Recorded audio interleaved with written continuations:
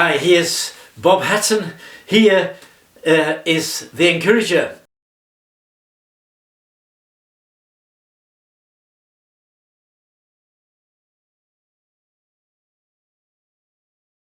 So glad that you've made it today. I hope you didn't look for me yesterday. I said on Monday, on Wednesday, and then Friday will be the next edition of the Encouraging Word. So I'm so glad that you're here today, and I want to introduce to you a lady who is especially mentioned in the Easter story. She's quite a famous woman from the Bible, although she hardly ever appears. I think just maybe in 2 or 3 verses she's mentioned, but there's been so much written about her. She is the subject of some novels. She's the subject of a film that was recently made in Hollywood, well, about maybe 15 years ago now, but the film was made in Hollywood, the Da Vinci Code. And this lady she's a little bit secretive, a little bit mysterious, as she is shown in the literature and in the cinema. But actually we're going to have a look at her. Her name is Mary Magdalene. And Mary Magdalene, she, the name Mary was very common in those days. It's actually Miriam in the Hebrew, and her last name Magdalene, it means maybe strong tower or tower of stone, and some people thought that was her name, that was her surname, but it probably means she came from the village of Magda, and the village of Magda was actually a village on the banks of the Sea of Galilee, not very far away from Capernaum, where Jesus has moved to Capernaum, and Peter and Andrew and James and John. That was their hometown. So she didn't live very far from them.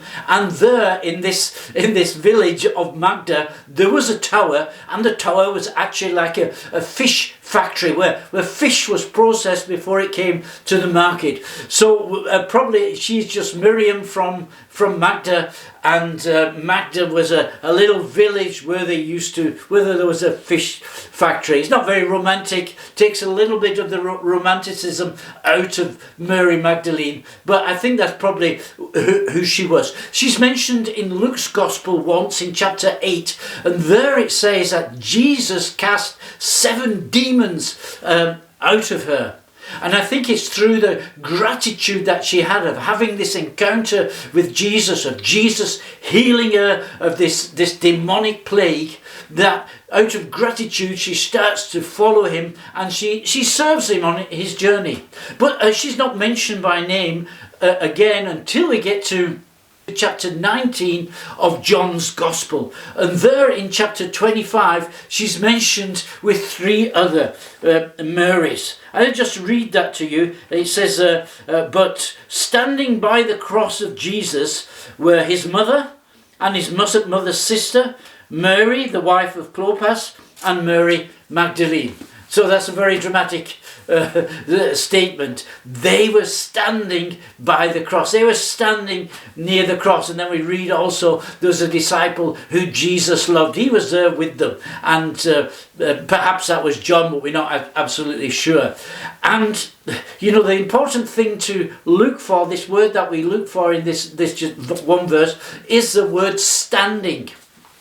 And standing doesn't just mean the bodily posture, the physical posture that she had taken, but I think it's something about the psychological, the emotional stand that she was taking. She was standing with Jesus in his most difficult hour. She was standing there together with the 3 other Marys. They were standing with Jesus. They were standing near him. They were standing before him, and they were standing for him. And that seems to be very, very important. As I said, the men, they'd run away, they'd hidden, they were frightened. We find this word standing a few other times in John's Gospel. Just a few verses before this, where we see that Jesus is in the Garden of Gethsemane. He's been praying, he's been seeking God, he's been getting strength from God.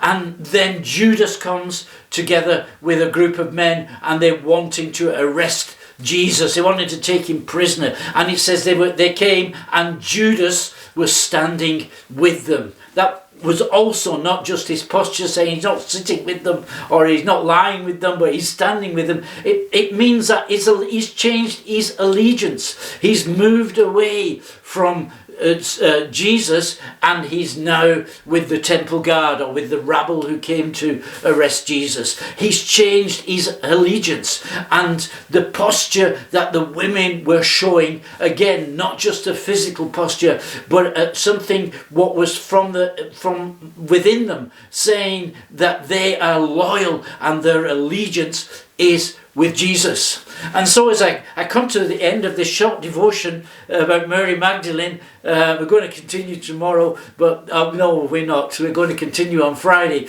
But I'd just like to ask you, what are you standing for? Who are you standing for? And it's good if we can answer and say, we are standing for Jesus. Well, God bless you. Have a good day, and I'll see you on Friday. You're Bob Hatton, your encourager.